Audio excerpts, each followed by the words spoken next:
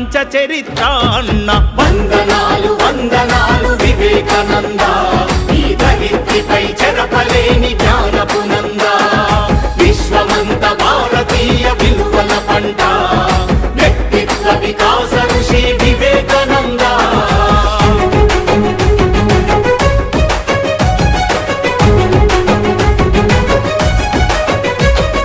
బానిసలా కాకుండా యజమానిల పని చేయని, ప్రతిఫలమాశించని ప్రజాసేవే పరమాత్మని.